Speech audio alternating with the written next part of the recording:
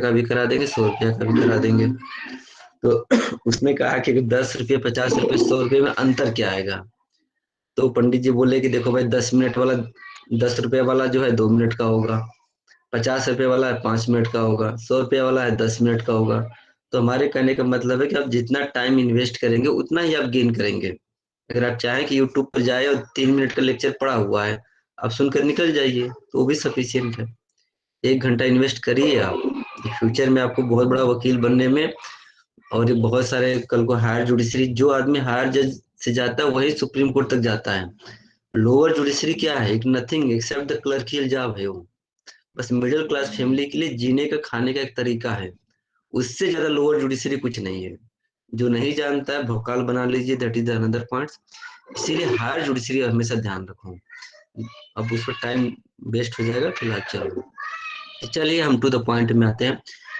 My dear friends, good evening to all my dear friends. As you know that I am going to I am going to discuss the Indian Harm Reduction Network and another versus Union of India and another.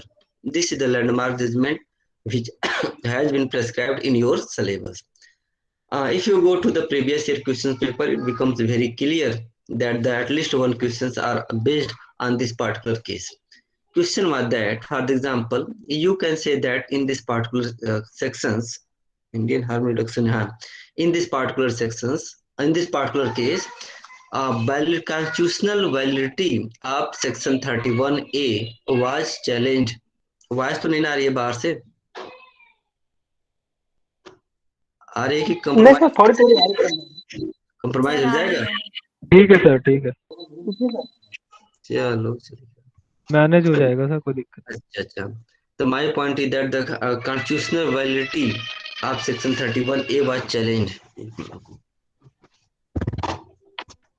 उसको थोड़ा सा mobile दे दो, भी जान बूझ के कर रहा है। थोड़ा सा दूसरे नहीं बेटा, जाओ तो में जाओ, मोबाइल ले लो, पापा का मोबाइल लो। लो, जाओ। हिमेश ले लो, ये भी हमें ब्लैकमेल करने लगा है। जान जाता है कि जब क्लास लेते हैं तो चिल्लाते रहता है, मोबाइल लेके चल देता है। So, my dear friends, in this particular case, constitutional validity of Section 31A of the NDPS Act was challenged. There is only one section of the NDPS Act which talks about imposition of death penalty. In this particular case, constitutional validity of Section 31A was challenged on the basis of Article 14 and Article 21 of the Constitution of India. In their support, they quoted many judgments. For example, AP Royapa versus State of Tamil Nadu, decided in 1973. Maneka Gandhi versus Union of India, decided in 1978. Uh, Bachan Singh versus State of Punjab, decided in 1980. Mithu Singh versus State of Punjab, decided in 1983. So my point is that in this particular case, a writ petitions and appeal was filed, and Section 31A was challenged on the basis of Article 14 and 21 of the Constitution with the help of 4 cases, whatever I have quoted you. Here the question is that P has been convicted by the trial court under Section 19 of the NDPS Act 1985. P नाम का व्यक्ति है जो section 19 के अंतर्गत, section 19 के अंतर्गत उसका ट्रायल कंडक्ट किया जाता है। सेक्शन 19 क्या है मैं उसको अभी डिस्कस करूंगा, लेकिन फिलहाल वेट कर लीजिए। As it was his second conviction, एक बात और ध्यान रखिए कि 31A डेथ सेंटेंस की बात करता है, लेकिन डेथ सेंटेंस तभी इंपोज करने की बात करता है जब आपका सेकेंड कन्विक्शन हो। अगर फर्स्ट कन्विक्शन है तो एनडीपीएस एक्ट का कोई भी प्रोविजन डेथ सेंटेंस की बात नहीं करता। अगर आपका सेकेंड कन्विक्शन है तब जाकर के आपका 31A डेथ सेंटेंस की बात करता है। तो इसका कन्विक्शन क्या था? सेकेंड कन्विक्शन था। ट्रायल कोर्ट ने क्या किया? Awarded death penalty to him.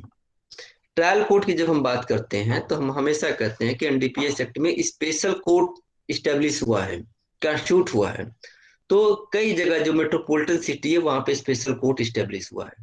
आप चाहे रिया चक्रवर्ती का केस देख लीजिए, चाहे आर्यन खान का देख लीजिए, हमेशा आता है कि जो वहाँ का स्पेशल कोर्ट है, NDPS act, NDPS court special court, उसने बिल को रिजेक्ट कर दिया दोनों केस में।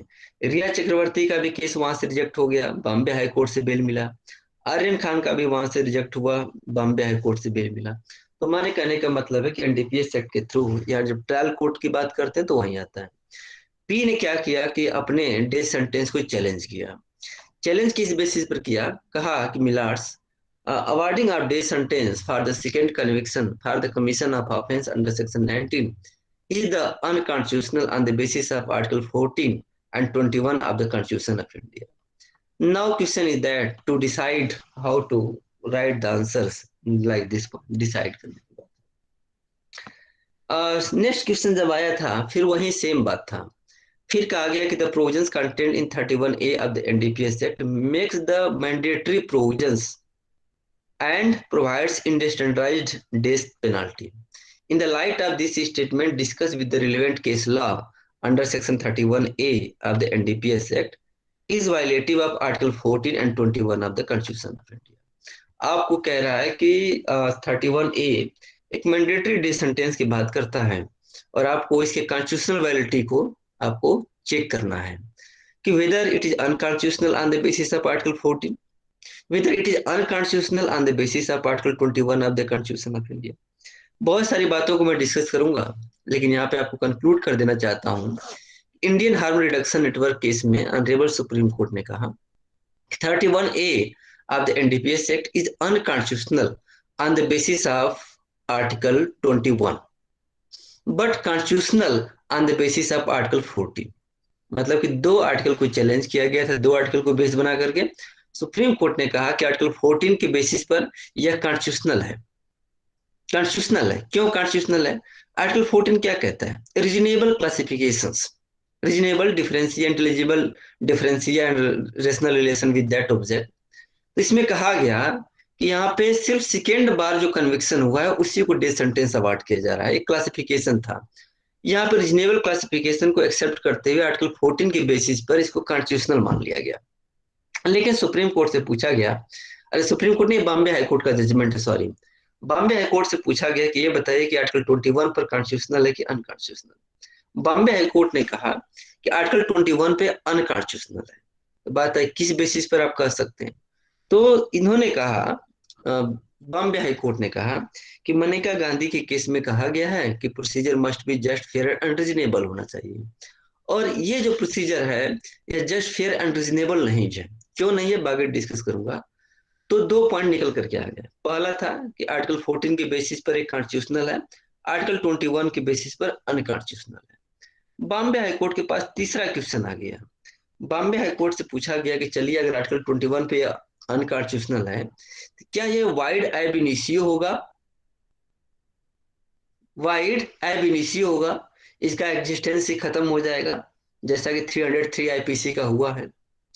सुप्रीम कोर्ट ने कहा, बॉम्बे हाई कोर्ट ने कहा कि नहीं, यह वाइड एब इनिशियो नहीं होगा, इसमें हम मॉडिफाई कर देते हैं। सुप्रीम कोर्ट ने, बॉम्बे हाई कोर्ट ने कहा कि ये वाइड एब इनिशियो नहीं होगा, हम इसको मॉडिफाई करके वैलिड बना देते हैं। तो बॉम्बे हाई कोर्ट ने सेल के वर्ड को मे पढ़ दिया। बॉम्बे हाई कोर्ट ने सेल को क्या पढ़ा? मे पढ़ा। और जैसे ही मे पढ़ा, procedure just fair and reasonable हो गया।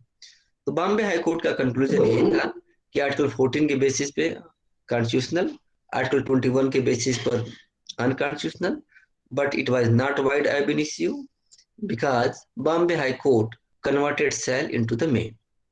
जैसे कि एग्जांपल के तौर पर हम बता दें, जब independent thought versus union of India का आर्गुमेंट हुआ, जो आईपीसी का 375 से रिलेटेड है, जिसमें कि वाइफ का उम्र 15 साल लिखा हुआ है, तो सुप्रीम कोर्ट ने क्या किया? सुप्रीम कोर्ट ने उस एक्सेप्शन को अनकॉन्स्टिट्यूशनल डिक्लेयर नहीं किया, बस इतना ही कहा कि वाइफ की उम्र जो 15 साल लिखी गई है स्टेट्यूट में, वह 18 साल पढ़ी जाएगी, बस हो गया कॉन्स्टिट्यूशनल। तो इसी तरह से ये तीन पॉइंट है जिसको कि हम चर्चा करेंगे। चलिए हम थोड़ा सा आगे इसको डिस्कस करते हैं। जब हम समरी की तरफ मूव करते हैं, देख ले तुम सब हो कि नहीं। सही है।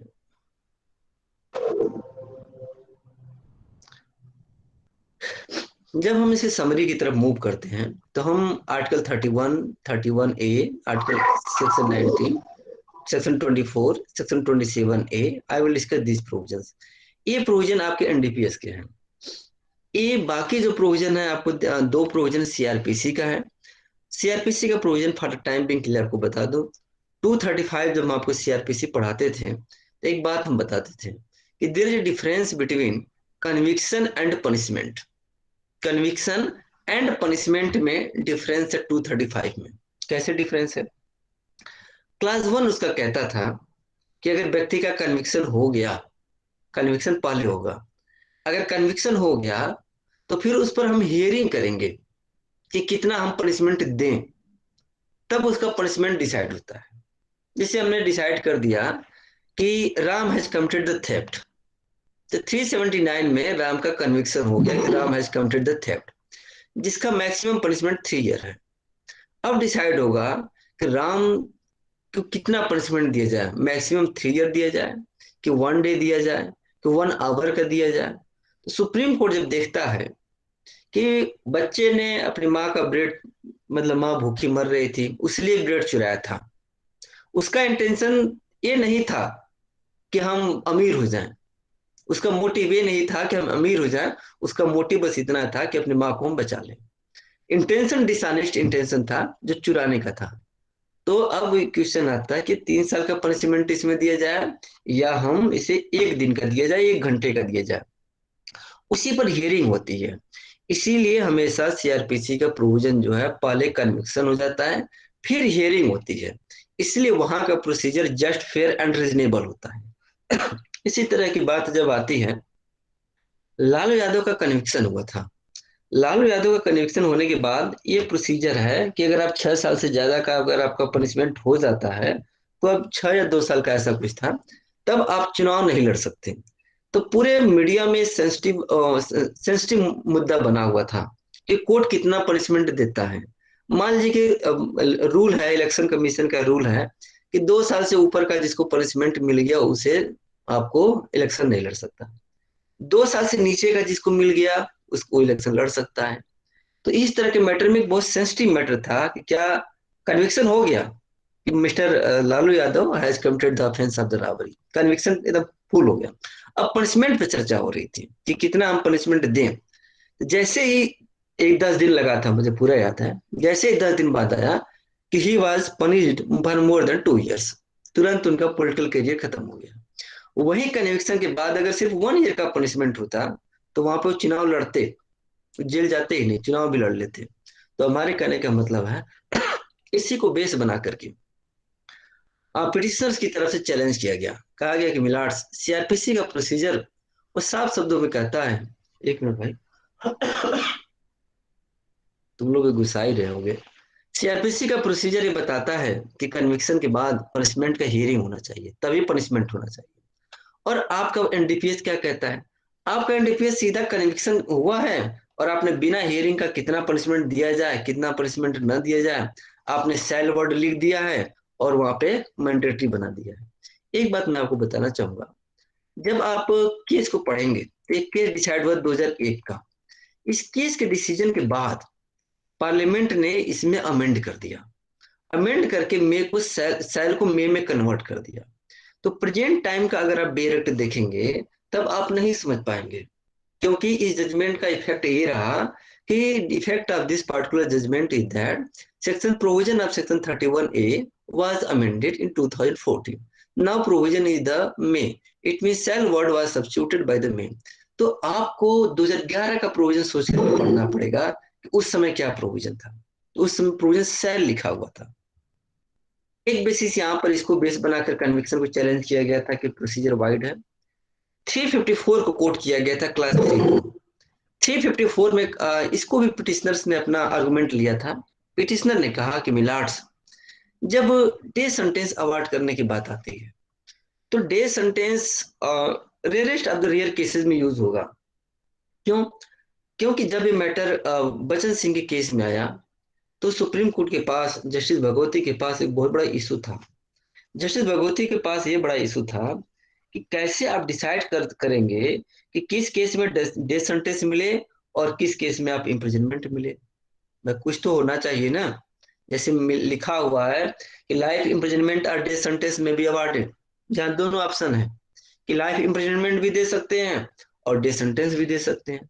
तो कैसे आप डिसाइड करेंगे कि हाँ लाइफ इम्प्रिजनमेंट दें, कैसे हम डिसाइड करेंगे डेथ सेंटेंस दें? ऐसा तो है नहीं कि ने वो एक्यूड का आपने ड्रेस पहचान लिया कि हाँ किस ड्रेस में पहना हुआ है, लाल नीला पीला हरा भूरा पहना हुआ है, उसी में आपने पनिश कर दिया। ऐसा तो नहीं कर सकते। अगर ड्रेस पहचान करके अगर आप लाइफ और डेथ सेंटेंस देंगे तो आर्टिकल 14 का वायलेशन हो जाएगा। तो जस्टिस भगवती के पास एक बहुत बड़ा क्वेश्चन था। जस्टिस भगवती ने जस्टिफाई किया।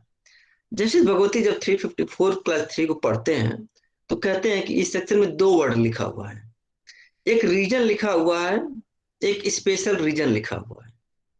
वो कहते हैं कि नॉर्मल प्रोविजन कहता है कि आप जजमेंट डिलीवर करते समय रीजन लिखना पड़ेगा, लेकिन क्लास 3 कहता है कि डेथ सेंटेंस अवार्ड करते समय आपको स्पेशल रीजन लिखना पड़ेगा। तो जस्टिस भगवती ने उस केस में रीजन और स्पेशल रीजन में डिफरेंस किया। जब स्पेशल रीजन को डिफरेंस करते समय स्पेशल रीजन को एक्सप्लेन करते हैं कि ये स्पेशल रीजन बताता है कि rarest of the rare case में ही डेथ सेंटेंस अवार्ड होना चाहिए। देखिए कितना बारीकी से रीजन और स्पेशल रीजन में अंतर बता दिए। अगर क्लास 3 में स्पेशल वर्ड नहीं रहता तो rarest of the rare case का जो थ्योरी है, वो कॉन्सेप्ट है, जस्टिस भगवती इसको डेवलप ही नहीं कर पाते। इसको लेकर के आर्गुमेंट हुआ कि मिलार्ड्स सीआरपीसी कहता है कि जब डेथ सेंटेंस होना चाहिए तो आपको स्पेशल रीजन लिखना चाहिए। आपका एनडीपीएस एक्ट कुछ कहता ही नहीं है। एनडीपीएस एक्ट न ही हियरिंग की बात करता है कि डेथ सेंटेंस अवार्ड करने से पहले हियरिंग होगा। आपका एनडीपीएस एक्ट स्पेशल रीजन लिखने की डिमांड ही नहीं करता है। तो इन सबों के बेसिस पर हम कह सकते हैं कि ये आर्टिकल 21 का वायलेशन है। देखिए हम आपको ये बता रहे हैं कि इसी दोनों के आर्गुमेंट को लेकर के बॉम्बे हाईकोर्ट को कहना पड़ गया कि एनडीपीएस एक्ट का सेक्शन 31A आर्टिकल 21 के बेसिस पर अनकॉन्स्टिट्यूशनल है ना, अनकॉन्स्टिट्यूशनल। कि 31A ऐसा मौका नहीं देता स्पेशल हियरिंग का, एक ही बार कन्विक्शन, एक ही बार सेंटेंस, डेथ सेंटेंस खत्म का। यहाँ पे स्पेशल रीजन लिखने की बात वो नहीं कर रहा था कि हम स्पेशल रीजन लिखेंगे, बस आ गया बिना स्पेशल रीजन लिखे डेथ सेंटेंस अब दे दीजिए। एक आर्गुमेंट पिटिशनर से और लिया जो आईपीसी का था। पिटिशनर कहता है कि मिलार्ड्स सेक्शन 303 था, एक आईपीसी का प्रोविजन था जिसमें डेथ सेंटेंस को मैंडेटरी किया गया था। डेथ सेंटेंस को मैंडेटरी किया गया था कि अगर एक किड है जेल में रहते हुए अगर इस तरह का मर्डर कर देता है, दोबारा इस तरह का मर्डर कर देता है तो उसको डेथ सेंटेंस ही मिलेगा। मैंडेटरी था। Court shall award death sentence, shall word लिखा हुआ था। पिटिशनर कहता है, देखो पिटिशनर में क्या है ना, ये दो हैं, एक इंडियन हार्म रिडक्शन है नेटवर्क, एक एनजीओ है, और एक एक व्यक्ति है जिसका नाम शायद दूसरा कुछ है।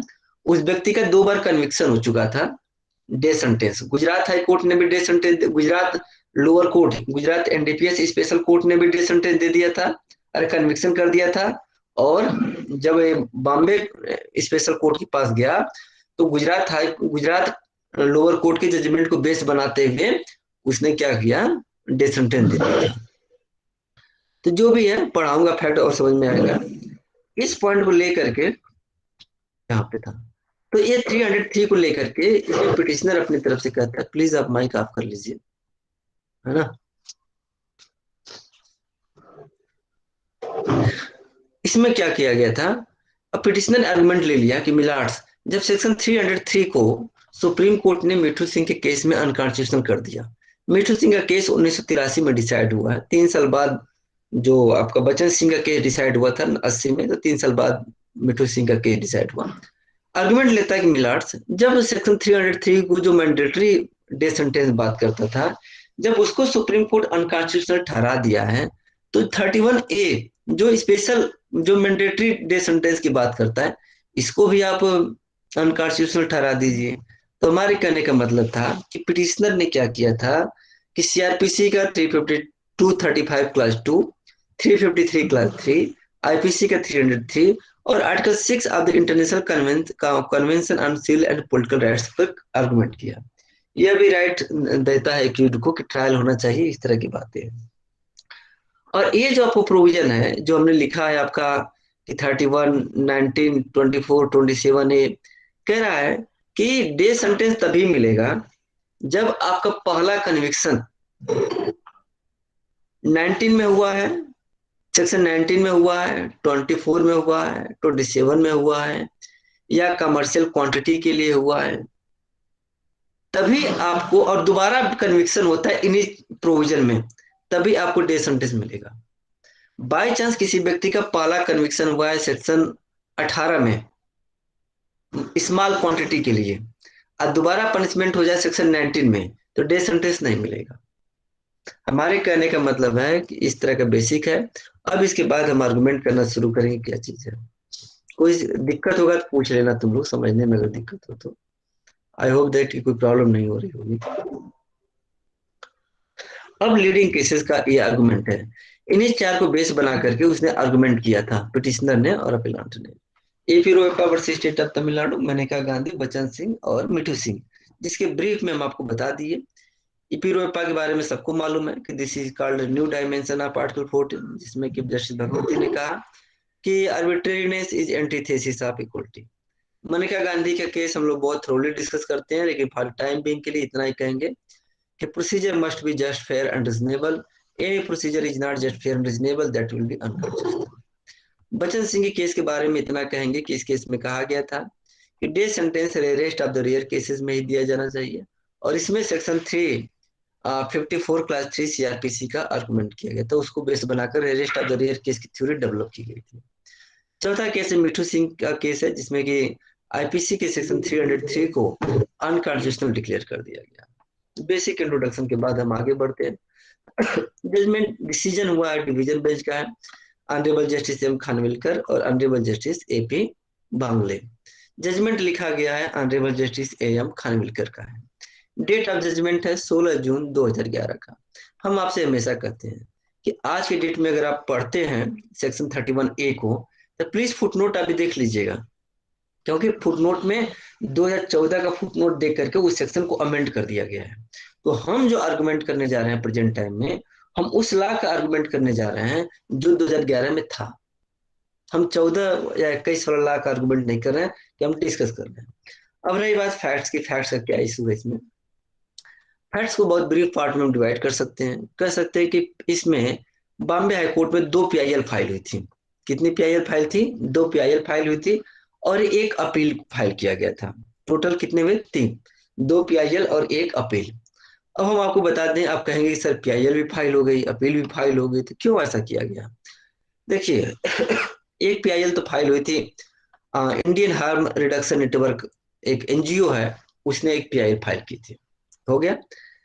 और दूसरी तरफ गुलाम मोहम्मद मलिक है, एक व्यक्ति है जिसका नाम है, प्लीज आप लोग अपना माइक ऑफ कर लें, है ना? हाँ। कौन है भाई? माइक ऑफ कर लें प्लीज। सान्या माइक ऑफ कर लो, नहीं तो फिर मुझे रिमूव करना पड़ेगा, तो कहोगे सर अच्छे आदमी नहीं। अच्छे आदमी तो वैसे भी नहीं हो, लेकिन फिर भी।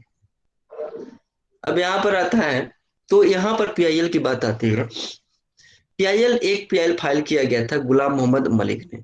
जब गुलाम मोहम्मद मलिक का कन्विक्शन हो गया अहमदाबाद एनडीपीएस कोर्ट से, जो स्पेशल जज था ट्रायल कोर्ट से, और मुंबई से, तो बेचारा घबरा गया। कहा क्या करें हम भाई, किसी को डेथ सेंटेंस मिले तो घबरा जाएगा ना। वो तो जितना रेमेडी रहेगा उतना रेमेडी अप्लाई करने का प्रयास करेगा।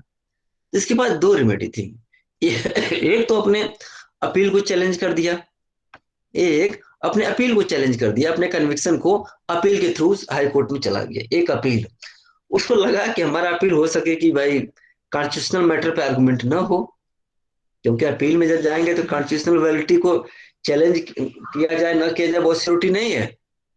इसलिए तुरंत तुरंत ही एक पीआईएल भी फाइल कर दिया। प्लीज वो सीरियस ले तुम सब, माइक को ऑफ रखो। हाँ, व्हाट हैपन सर ने?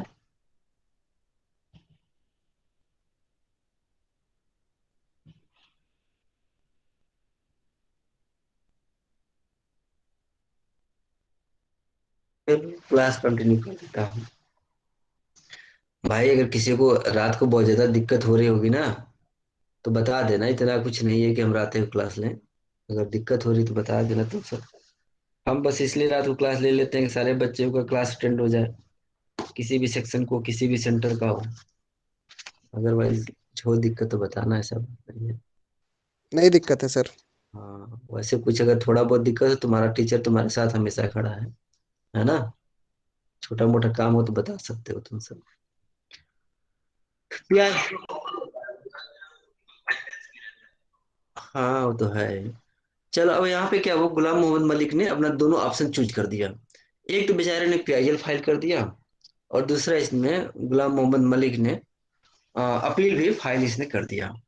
तो अब एक तरह से देख सकते हैं, आपसे कोई पूछे कि गुलाम मोहम्मद मलिक ने पीआईएल भी क्यों फाइल किया, अपील भी क्यों फाइल किया, तो आप बता सकते हैं कि पीआईएल के माध्यम से उसने अपना प्रोविजन का कॉन्स्टिट्यूशनल वैलिडिटी चैलेंज किया था।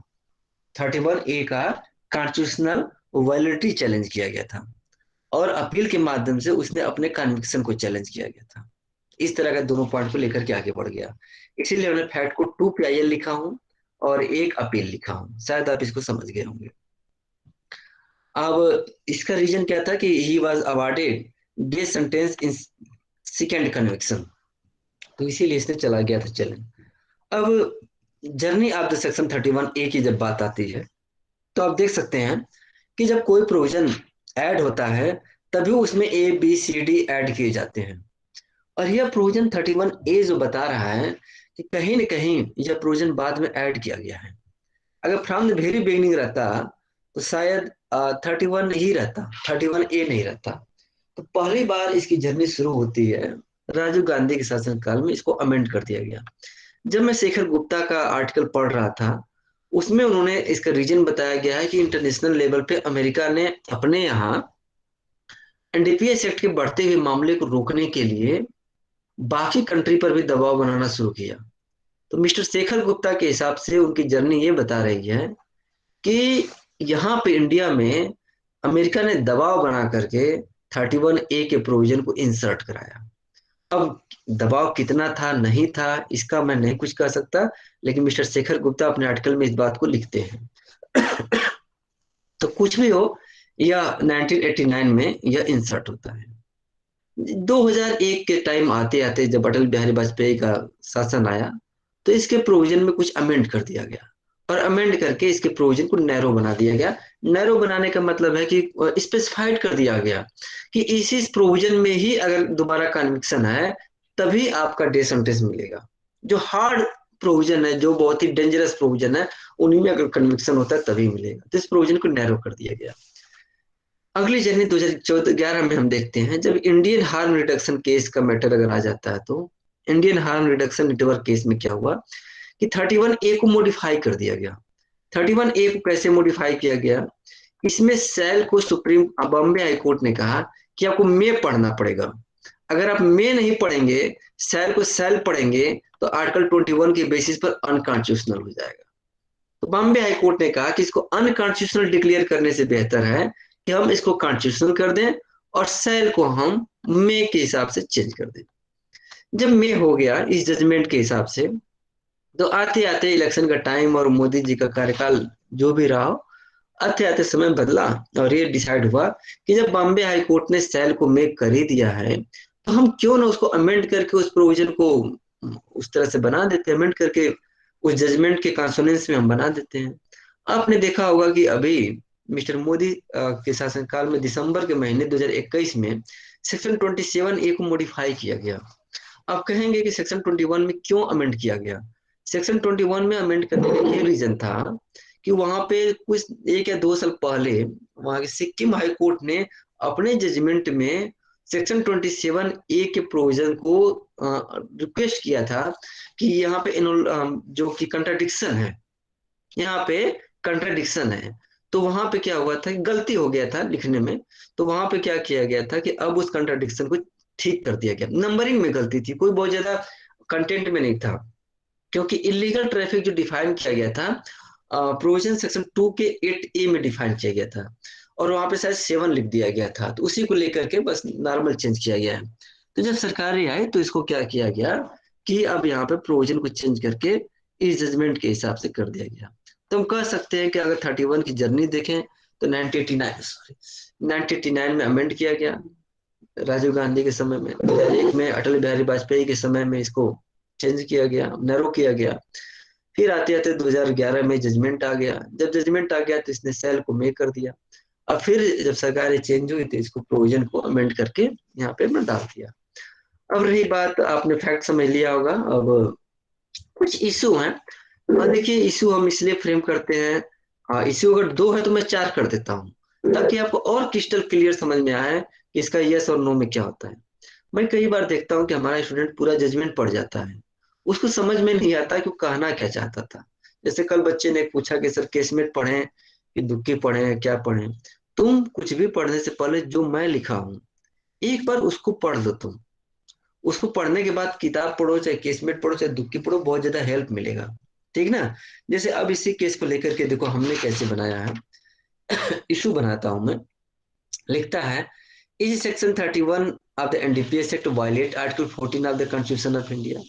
क्या 31A जो डेथ सेंटेंस की बात करता है आर्टिकल 14 का वायलेशन करता है? आंसर क्या है? No, it does not violate. क्यों? कि देयर वाज रीजनेबल क्लासिफिकेशन।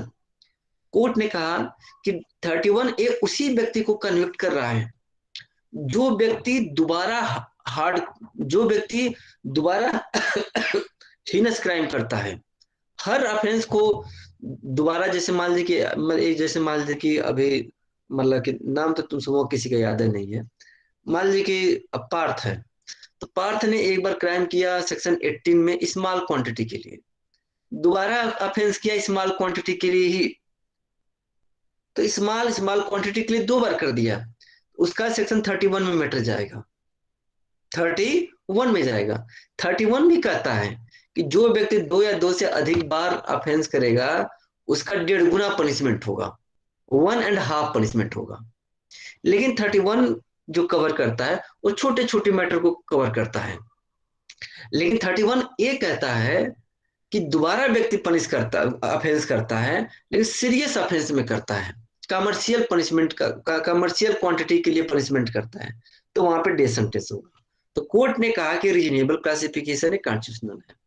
रही बात कि क्या 21 के बेस बना करके अनकॉन्स्टिट्यूशनल किया जा सकता है, सुप्रीम कोर्ट ने कहा कि हाँ, इसको बेस बना करके वाले किया जा सकता है। सुप्रीम कोर्ट ने कहा कि मनेका गांधी का जजमेंट, बचन सिंह का केस, और सेक्शन 235 क्लास 2 और 354 class 3, Mithu Singh versus state of Punjab, in CrPC के दो प्रोविजन, आईपीसी के एक प्रोविजन और तीन केसेस को बेस बना करके सुप्रीम बॉम्बे हाई कोर्ट ने आर्टिकल 21 को अनकॉन्स्टिट्यूशनल कर दिया। तीसरा क्वेश्चन था कि क्या यह एबिनिशियो होगा? कोर्ट ने कहा नहीं नहीं, यह एबिनिशियो नहीं होगा।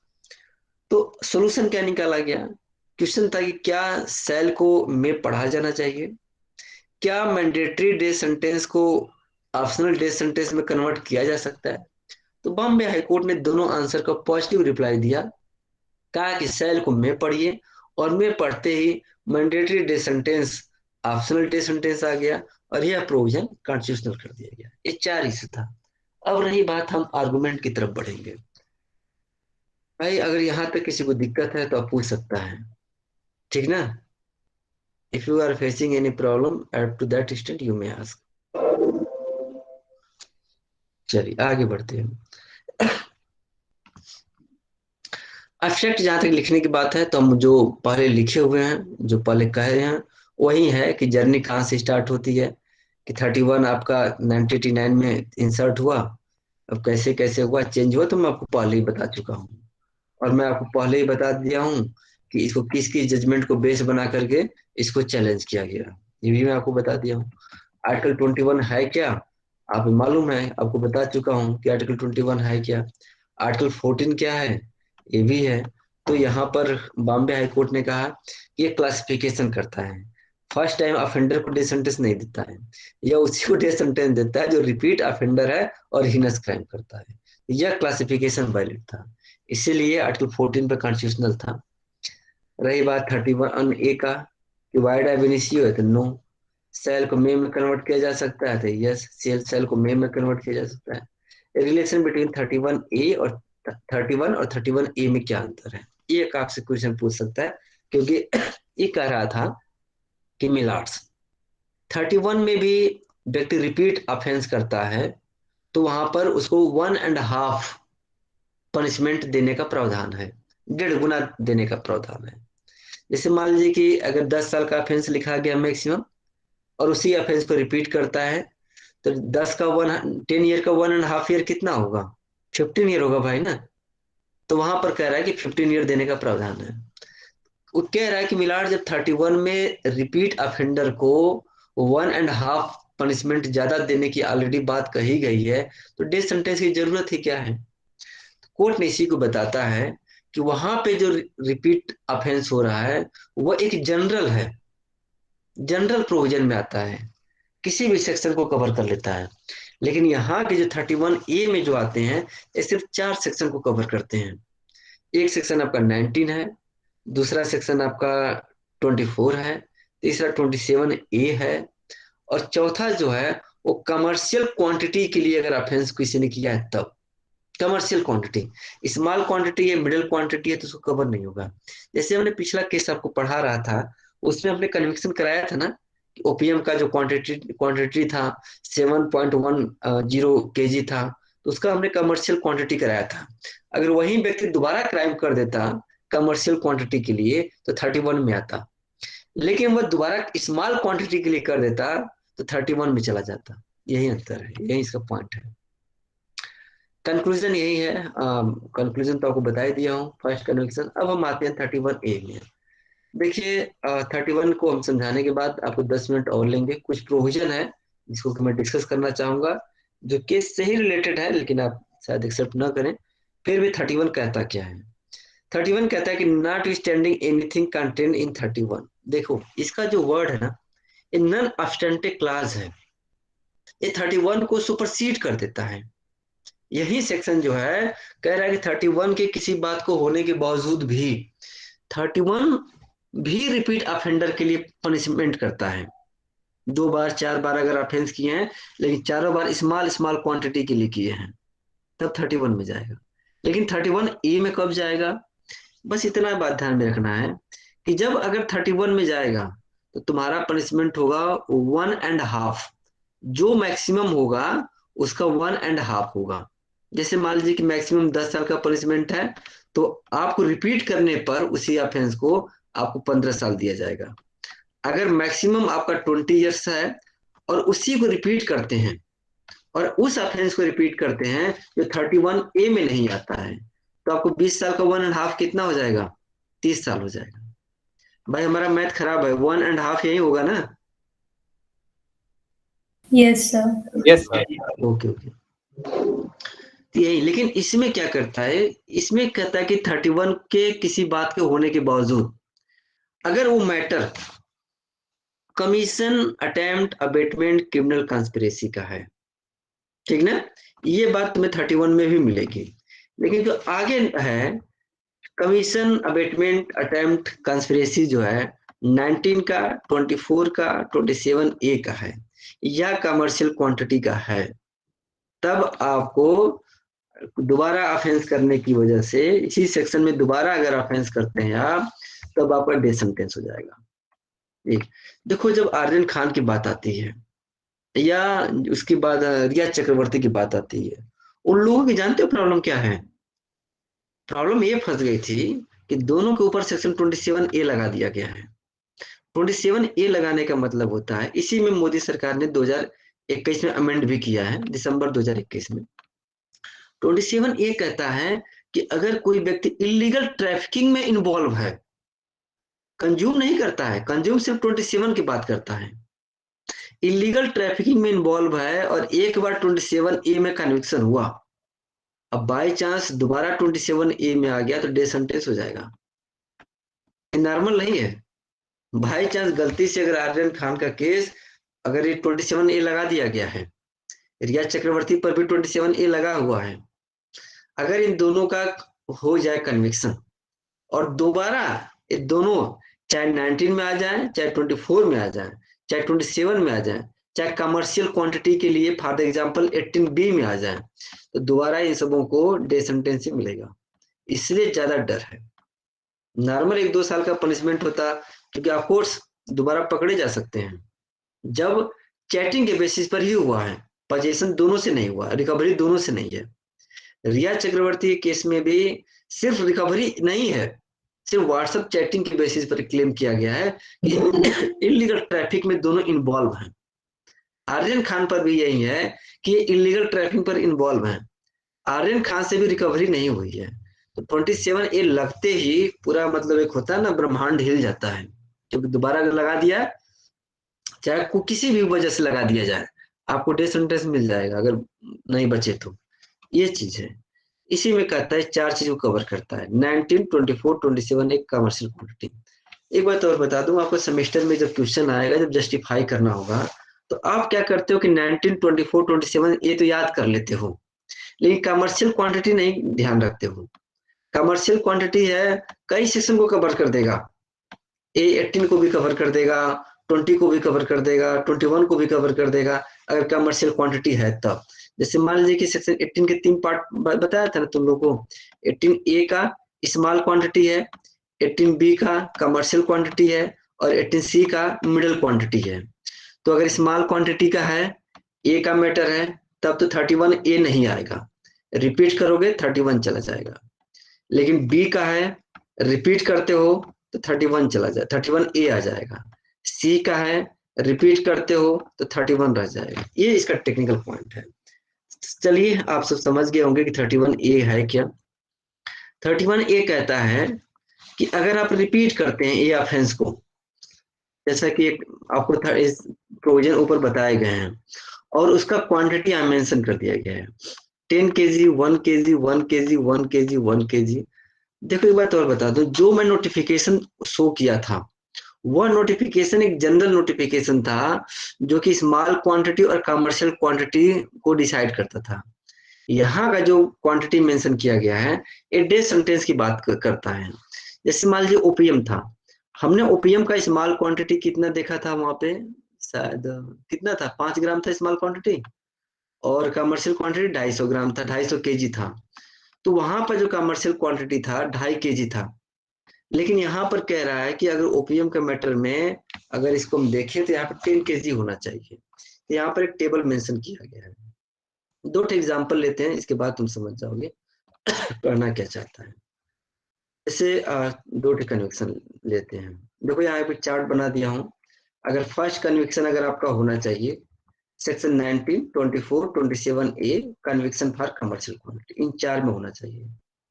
और दूसरा कन्विक्शन आपका होना चाहिए उस क्वांटिटी के लिए और उस ऑफेंस के लिए जो कॉलम 1 और कॉलम 2 में डिस्क्राइब किया गया है। पहला कन्विक्शन कहाँ है आपका, सेक्शन 19, 24, 27A और कमर्शियल क्वांटिटी, पहला वो है। और सेकेंड या सब्सिक्वेंट कन्विक्शन कहाँ होना चाहिए, उस ऑफेंस के लिए होना चाहिए जो यहाँ पर टेबल में बनाया गया है। दोबारा कन्विक्शन ओपीएम का होना चाहिए, तो आपकी रिकवरी कितनी होनी चाहिए, 10 केजी का होना चाहिए। अगर 5 केजी का ही रिकवरी हुआ दोबारा जो कन्विक्शन हुआ है, तो 31A में नहीं आएगा, 31 में चला जाएगा। इस चीज की बात है। हम बस 2 मिनट लेंगे इसको, ये क्लियर हो गया, इस पॉइंट को भी समझ में आ गया होगा। 2 एग्जाम्पल बनाया हूँ, बहुत अच्छा एग्जाम्पल है। एक जैसे पार्थ नाम का एक लड़का है, पार्थ का कन्विक्शन 2 बार होता है। पार्थ नाम का लड़का है, कन्विक्शन 2 बार होता है।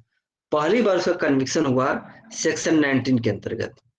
पहली बार कन्विक्शन कितना का हुआ, सेक्शन 19 के अंतर्गत हो गया पहला conviction, first conviction under section 19 के। इसका पहला कंडीशन है फुलफिल कर रहा है। पहला कंडीशन क्या था कि आपका जो कन्विक्शन होना चाहिए 19 में होना चाहिए, 24, 27 या कमर्शियल किसी एक में होना चाहिए। तो पार्थ ने पहला कंडीशन फुलफिल कर दिया, इस पार्थ का कन्विक्शन 19 में हुआ है। लेकिन दूसरा कंडीशन पार्थ फुलफिल करता है कि नहीं करता है। दूसरा कन्विक्शन फुलफिल करने के लिए वो कॉलम 1 में जो नार्कोटिक ड्रग्स है वो होना चाहिए, और उसका क्वांटिटी कॉलम 2 में होना चाहिए। अब हम देखते हैं कि पार्थ क्या किया है। दूसरी बार जो कन्विक्शन हो रहा है पार्थ के लिए किसका हो रहा है।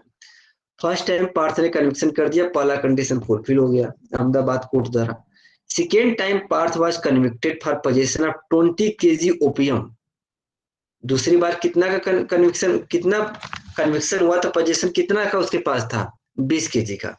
जबकि टेबल 2 कितना का अलाउ करता है, कह रहा है कि 10 kg से कम है तब तो नहीं जाएगा। 10 kg से ओपीएम ज्यादा है। ओपीएम कितने का होना चाहिए, 10 kg या एबव होना चाहिए। और पार्थ ने क्या किया है, उसके पास क्वांटिटी कितनी है, 20 kg का है। तो पार्थ ने दोनों कंडीशन फुलफिल कर दिया। पहला तो सेक्शन 19 में पहली बार कन्विक्शन हुआ था, और दूसरा कि उसका जो दोबारा कन्विक्शन हुआ उसने 20 kg का ओपीएम के लिए कन्विक्शन हुआ। तो पार्थ का डेथ सेंटेंस आएगा 31A में जाएगा, पार्थ को डेथ सेंटेंस मिलेगा। अब दूसरा प्रॉब्लम निकलाते हैं शिवानी का है। शिवानी कहती है शिवानी का 2 कन्विक्शन हुआ। शिवानी का पहला कन्विक्शन हुआ सेक्शन 18A में हुआ है। शिवानी का पहला कन्विक्शन किस में हुआ है, सेक्शन 18A में। अब आपको बताना है कि सेक्शन 18A स्मॉल क्वांटिटी की बात करता है कि कमर्शियल क्वांटिटी की, बताओ भाई तुम सब। Small sir. सेक्शन 18 क्या किया, स्मॉल क्वांटिटी का कर दिया। अब शिवानी का पहला कंडीशन क्या है कि शिवानी का पहला कन्विक्शन कहाँ होना चाहिए, इन चारों में होना चाहिए। या तो सेक्शन 19 में होना चाहिए, शिवानी का कन्विक्शन 19 में नहीं है। शिवानी का कन्विक्शन 24 में नहीं है। शिवानी का कन्विक्शन 27A में नहीं है। शिवानी का कन्विक्शन जो है 4th में भी नहीं आया। क्यों, क्योंकि शिवानी ने यहाँ पे स्मॉल क्वांटिटी का कर दिया। किसका ऑफेंस किया है, स्मॉल क्वांटिटी का। तो शिवानी ने पहला कंडीशन मिस कर दिया। अब शिवानी दूसरा कंडीशन की बात आती है कि शिवानी दूसरा कंडीशन फुलफिल करती है कि नहीं। पहला कन्विक्शन मैंने यहाँ पे लिख भी दिया कि section 18 deals about the small quantity. दूसरा बार जब शिवानी का कन्विक्शन हुआ है तो 20 kg का पोजीशन है उसके पास। ओपीएम कितने का है, 20 kg का। तो आपने देखा कि शिवानी सेकेंड कंडीशन फुलफिल कर रही है, ओपीएम की क्वांटिटी 10 kg से ज्यादा होनी चाहिए। लेकिन शिवानी पहला कंडीशन फुलफिल नहीं कर रही है। तो शिवानी का जो मैटर आएगा 31A में नहीं आएगा, 31A में नहीं आएगा। 31A में आने के लिए both conditions must be fulfilled. My point is that first conviction must be under section 19, 24, 27A or for commercial quantity. Second conviction is that he must be possess that substance which has been prescribed in table 1 and quantity must be above as prescribed in the table 2. तो शिवानी ने पहला condition fulfil नहीं किया, दूसरा condition fulfil किया। That's why matter of the Shivani will come only under section 31 rather than 31A। तो शिवानी को 1.5 गुना punishment मिलेगा। कितने का मिलेगा, 1.5 मिलेगा, 1.5 गुना मिलेगा, क्योंकि शिवानी के मैटर चला गया 31 के अंतर्गत। शिवानी के मैटर 31A में नहीं आएगा क्योंकि सेकंड कंडीशन फुलफिल नहीं किया। अच्छा ये वजह दोनों एग्जांपल समझे कि नहीं, दोनों पार्थ और इसका शिवानी का। सर एक डाउट है। हाँ पूछ लो। सर ये जो आपने बताया सेक्शन 19, 24 और 27A, तो सर हाँ। इसमें सर ये तीनों और ये कमर्शियल क्वांटिटी, तो सर ये चारों कंडीशन फुलफिल होंगी तभी सर वो सेकंड कन्विक्शन होगा, या इनमें से कोई एक सर? देखिए एक उसमें है कि उसमें से किसी में एक, लेकिन एक बात ध्यान रखिए, सेक्शन 19 के लिए कमर्शियल क्वांटिटी की जरूरत नहीं है, 24 के लिए कमर्शियल क्वांटिटी की जरूरत नहीं है, 27A के लिए कमर्शियल क्वांटिटी की जरूरत नहीं है ना। जो 19, 24, 27 में नहीं आ रहा है उसी में कमर्शियल क्वांटिटी चेक करेंगे। जैसे 18 का एग्जांपल आपको बताया, 18 के पर्पज के लिए हम चेक करेंगे कि कमर्शियल क्वांटिटी में आता है या स्मॉल क्वांटिटी में आता है। 19, 24, 19 के पर्पज से हम चेक नहीं करेंगे कमर्शियल क्वांटिटी में आता है या नहीं आता है। वहां पे वर्ड आर लिखा होगा, एक बार बेरेट खोल दो क्या, वर्ड आर लिखा होगा। शायद बेरेट पढ़ता हूँ, ध्यान से पढ़ता हूँ, लेकिन कई बार मेरी गलती हो सकती है। कहाँ गया सेक्शन, कहाँ गया, 31A में आते हैं। देखो यहाँ पे लिखा हुआ ना,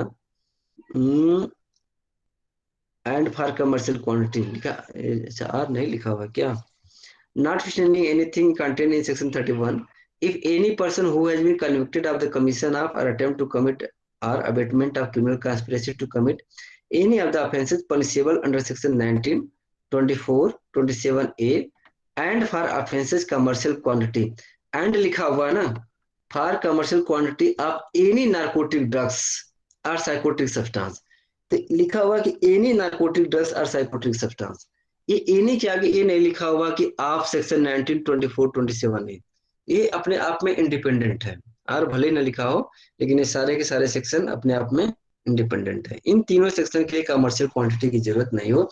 जो एनी नार्कोटिक ड्रग्स है, आप एनी नार्कोटिक ड्रग्स जो आते हैं उसके लिए जरूरी है, इसमें इसका जरूरी नहीं है। ये इसका पॉइंट रहा।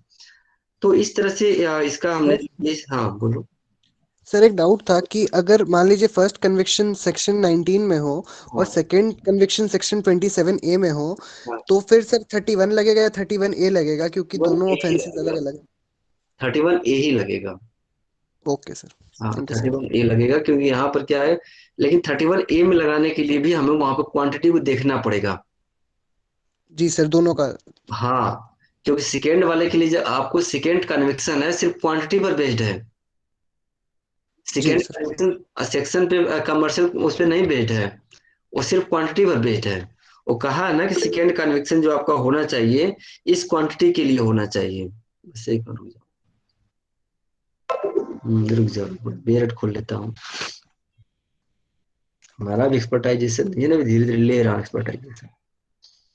देखो यहाँ पे लिख हुआ है एंड इन्वॉल्विंग द कॉलम, यहाँ से पढ़ते हैं हम थोड़ा सा एक मिनट टाइम कह रहा है कि इज सब्सिक्वेंटली कन्विक्टेड, अगर वो सब्सिक्वेंटली कन्विक्टेड होता है, सब्सिक्वेंटली मतलब सेकेंड या थर्ड फोर्थ टाइम जो भी है, subsequently convicted of the commission of attempt commit attempt like this of an offence relating to engaging manufacturing possession psychotic like this under column 1, यहाँ पे column 1 लिखा है, सेक्शन नहीं लिखा है।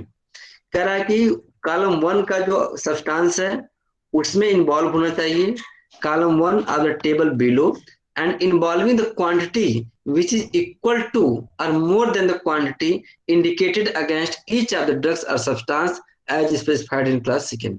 तो सेकेंड टाइम का जो कन्विक्शन होना चाहिए उसका प्रोविजन से रिलेशन नहीं है, कमर्शियल क्वांटिटी से रिलेशन नहीं है।